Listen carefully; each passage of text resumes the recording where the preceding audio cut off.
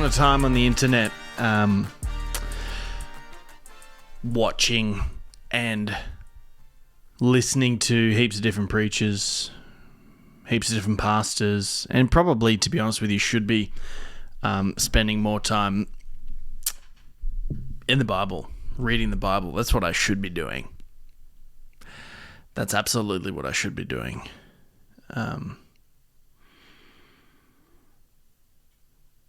All of these pastors, they're not necessarily saying different things, but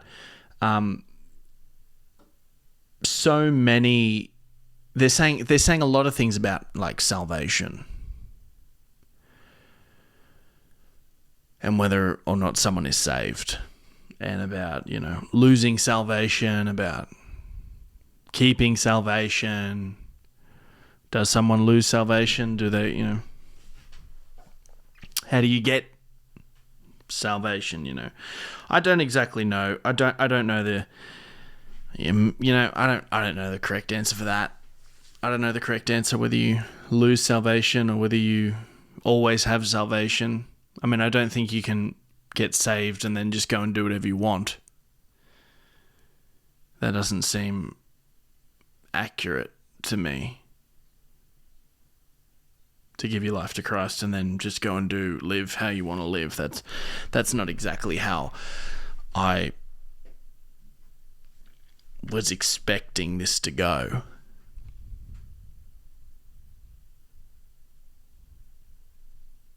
And that's how I've been doing it recently, which has been tough. And you know, the toughest thing is I know that I'm doing it. Just like, you know, I don't know why it's so hard to make changes. And you know, you see people have these encounters and then they just flick a switch and it's changed. They're a new person. Hasn't happened for me. There's been no flicking of switches. It's been a long slog. It's like they didn't even try. To change. They just changed. That's not how it's been for me. Unfortunately. Whenever I do doubt, though, I saw this sermon recently of a fellow named Alistair Begg. Here's this really, really great sermon. It's about the thief on the cross. I always think about this sermon when I feel as I'm not good enough. I'm not doing enough. I don't know enough. I'm not, you know, trying hard enough. And this is not an escape card. You know, you can't pull this card and then, you know, this is not an excuse to do nothing. Can I just tell you that? But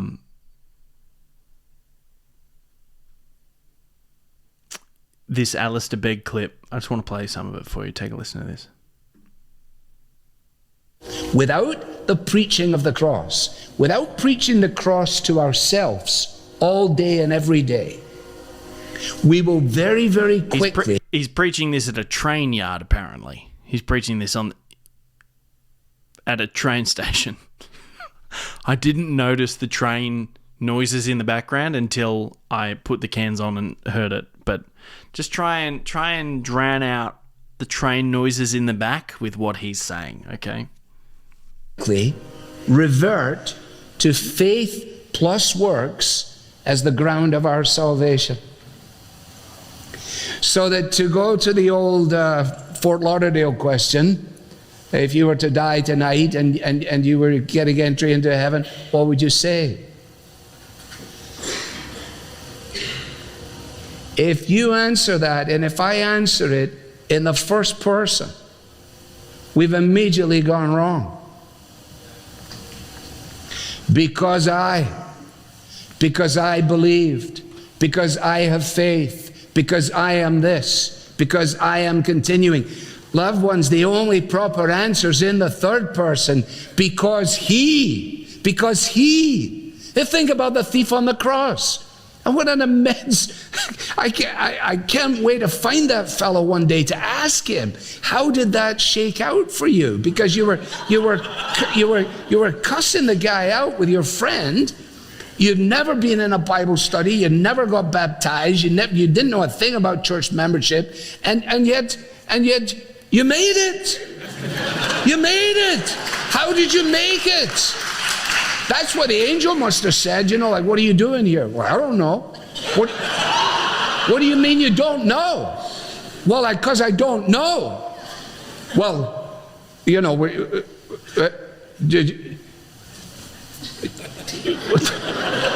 excuse me, let me get my supervisor. They go get the supervisor, Ranger. So, we're just a few questions for you. First of all, are you clear on the doctrine of justification by faith? The guy said, I never heard of it in my life. And what about, let's just go to the doctrine of Scripture immediately. This guy's just staring. And eventually in frustration, he says, on what basis are you here? And he said, the man on the middle cross said, I can come. Now, that is the only answer.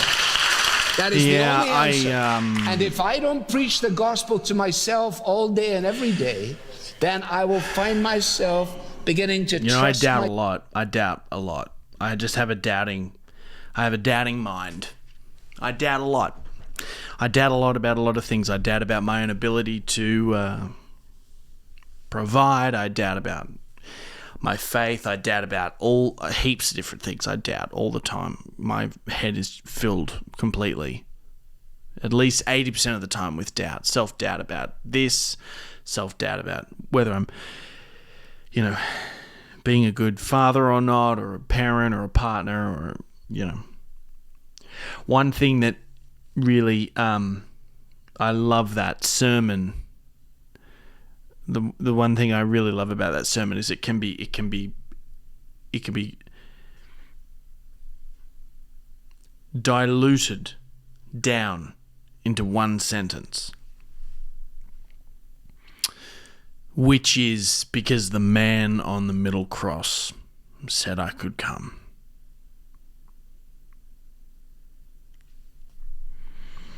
Luke 23, 39-43. One of the criminals hanging beside him scoffed.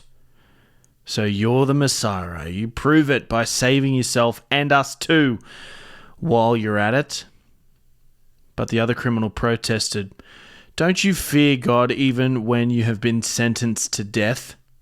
We deserve to die for our crimes, but this man hasn't done anything wrong. Then he said, Jesus, remember me when you come into your kingdom. And Jesus replied, I assure you, today you will be with me in paradise. All you got to do is ask Jesus to remember you. Now, a lot of people take this, a lot of people I would imagine they would, a lot of lukewarm Christians or kind of cultural Christians will take this as just like a, I can just up my subscription whenever I need to, I can just, I do some bad stuff and then well, that's not exactly how it works. It's not exactly how salvation works. I remember when I was a kid, probably like 11 or 12, I'd been going to church my entire life for as long as I could remember, and my mum used to always every single night, she used to put me to bed, she used to tuck me in, we'd, read a story and pray every single night. And one night, for some reason, I don't know why, for some reason, I asked Mum how I get salvation. How do I accept Jesus into my heart? I was like 11. I was probably like 10 or 11. And I remember my mum praying this prayer with me. It was, basically the Lord's Prayer and with a little, salvation bit on the end of it. And, I thought, sweet, that's done. Tick that off the bucket list. On to the next thing. I'm saved. So let's just carry on. I didn't know the weight. I didn't know the weight that came with that decision. You know, when you buy a car and you don't understand loans, you don't understand the weight behind that decision. If you buy a car for $50,000 and you just get a loan and the money comes from the bank but then you don't pay the loan back, you're not paying the debt back, you just forget about it and you don't even worry about it, you obviously don't understand the weight of that commitment. And I didn't understand the weight of the commitment that I'd made. And I fell behind on payments. I fell behind on payments for like 10 years. I'm talking like a decade of failed payments. That's where we're at. That's where we're at the moment. A decade of failed payments. But I don't have like a cool salvation story like a lot of people. I was saying before, like these people, especially like a lot of social media people have got, you know, these stories about how they got saved, you know. I think of Bryce Crawford's salvation story where he's, you know, talking about the Waffle House. You know, he went before he was going to go and kill himself, he went to Waffle House and he had an encounter with God at Waffle House. I don't really have like a switch moment. I don't really have a switch moment. I wish I did. I wish I had a moment. I wish I had a moment in time where God encountered me and my life changed. I wish I had that moment. But I don't. I don't have that moment. I have a series of small decisions and catalysts and things that happen in my life that just, you know, tweaked either off course or on course where I was going in my life. They just tweaked little bits and pieces. I have some like pretty cool stories where I believe God intervened in my life, but they weren't like, I don't know, they weren't like switch stories, you know, like so many people have. You want like a switch story where you were this way and then you were that way. And I don't know if is that normal to not have that, to be like, because my pastor always says that repentance is, you know, you once used to think this way and now you think that way. And that's the case. That is the case for me, but it's like a slow, it's always portrayed to me as like a snap moment where it's like, oh, I just think this way now. It's never been like that for me. Salvation has never been in an instant. My salvation's been a bit of a slow burn. And I don't know if that's normal or not. Maybe it is. Maybe it isn't. But I'm definitely heading in the right direction. Like I said, there have been moments in my life where I feel as though God has definitely intervened. I remember one family trip to Thailand early in the morning, like 6 o'clock in the morning. And if you've ever been to Thailand, even at 6 o'clock in the morning, we were in the mountains, so it's wet. We're surrounded by jungle. It had rained all night the night before, and we're going around this mountainous road. And on one side there's the mountain, and on the other side there's a valley. And we're on the mountainside, driving that way, and our driver's going very quickly. He's driving very quickly. For some reason he's in a hurry. I don't know why. I'm probably 12 or 13, I think. Actually younger, probably 8 or 9. I probably was. a truck comes around the corner on the other side of the road, and our minivan that we were in, full of people. It was me, mum and dad, two ladies, and then two other people, I think. Spins out of control. Now there's a truck coming. There's a mountain on this side, and then you have just a cliff on the other side. If we go over the cliff, we are dead. There's no, if we go over the cliff, we are dead. And I remember doing 2 or 3 spins in the car. And my mom was sitting next to me, and she just like pulled me into her, and she just was like saying, "Lord save us, Lord save us, Lord save us, Lord save us, Lord save us, Lord save us, Lord save us," as the van's spinning around, and there's like, on one side there's death, and on the other side there's life. And looking down the barrel of that, the first thing my mother did was go to the Lord. She grabbed me and she took it to the Lord as the van was spinning.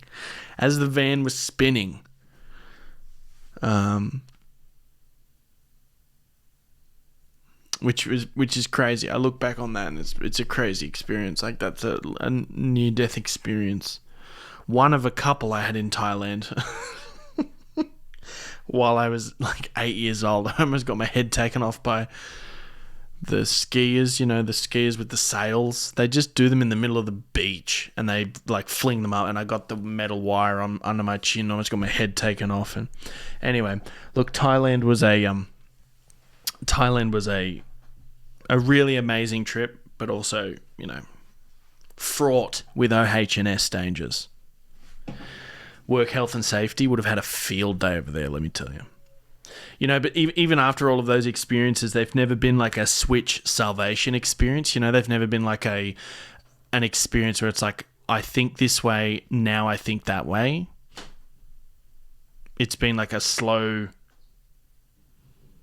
burn for me.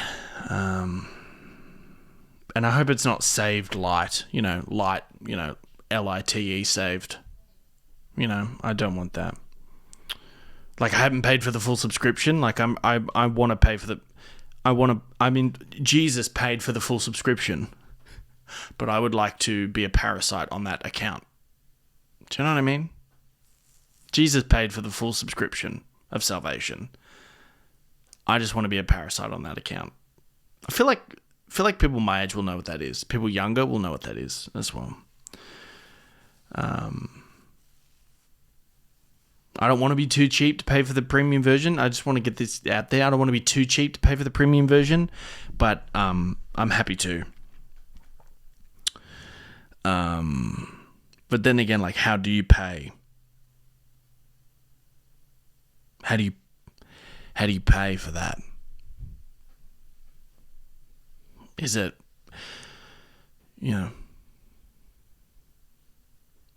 giving up the things you want, giving up your dreams, giving up, where you thought you were going to go, giving up all those things? Or is it just kind of dying to self? It's probably dying to self and letting Jesus take the wheel, It's that famous song, Jesus Take the Wheel, right?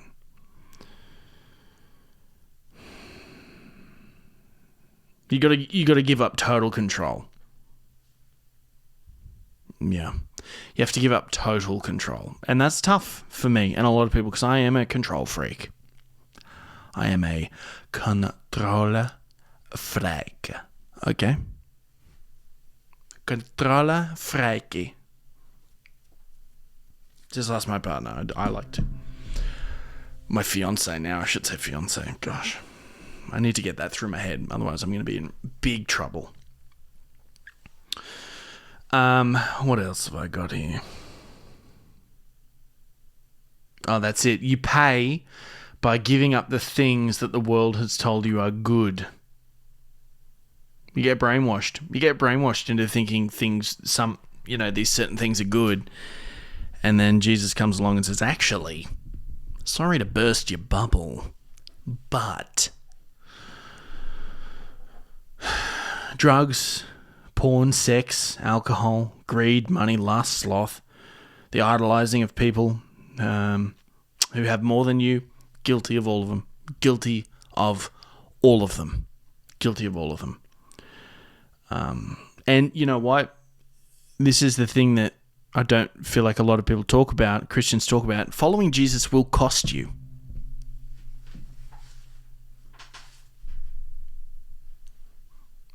Did you hear that? Following Jesus will cost you. It'll cost you opportunity. It'll cost you friends. It'll cost you relationships. It could cost you money. It could cost you fame. It could cost you acclaim. It could cost you your life. In the extreme cases, it could cost you your life. Are you willing to pay that cost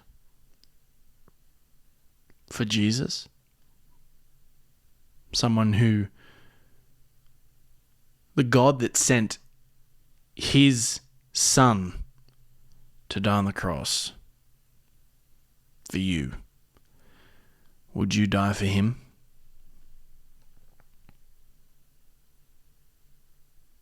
Or does it cost us nothing? Does it cost us all of those things? Or because all of those things are irrelevant, does it cost us nothing? That's interesting, right?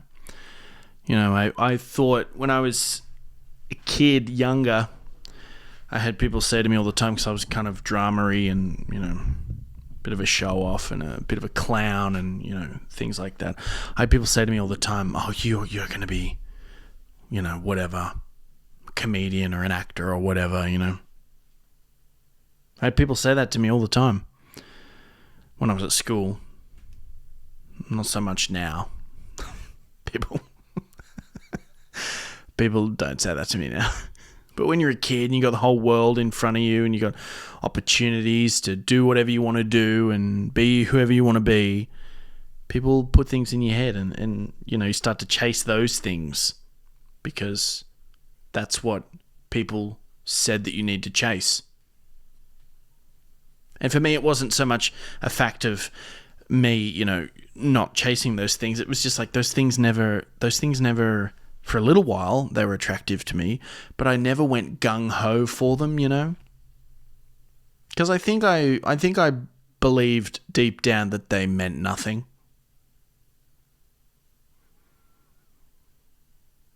I think I believed deep down that all that stuff means nothing. Honestly, I just want my family to like me. I want my kids to love me. I want my friends to, you know, think I'm fun to hang around. That's all I want, really. And I want Jesus to like me.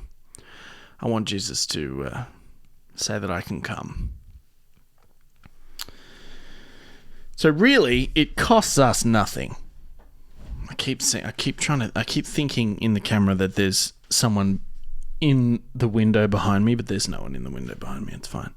So really, after all of that, it costs us nothing. To be fair, to be real for a sec, okay? Costs us nothing. What did it cost Jesus, though? What did it cost the King of the universe? It cost him everything. I mean, it cost him his life. Or maybe it cost him nothing. Because his life is just, you know, His life is his life. To us humans, that's a big, sacrifice, his life. But to him, he was God. He was God.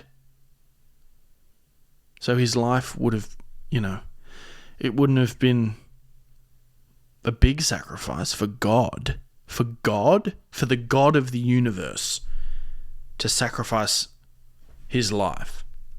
Is that a big deal or I mean, it is a big deal, but to him, was it a big deal? To us, it's a massive deal, but to God, was that a big deal? Or would he have done that every day of the week?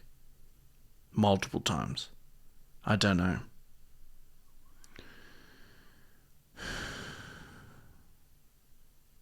Look, following Jesus costs you nothing. In the scheme of things, following Jesus costs you nothing, and you are set to gain everything. I hope this was valuable to you. I hope it didn't seem whingy. I hope it didn't seem whiny.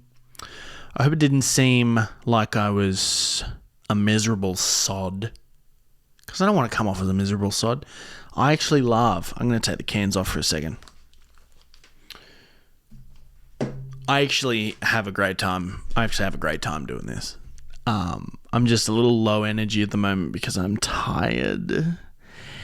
And I work early hours. I have a job outside of doing this podcast. And I'm not going to commit to, trying to bring you something every week because my life is crazy at the moment. I'm,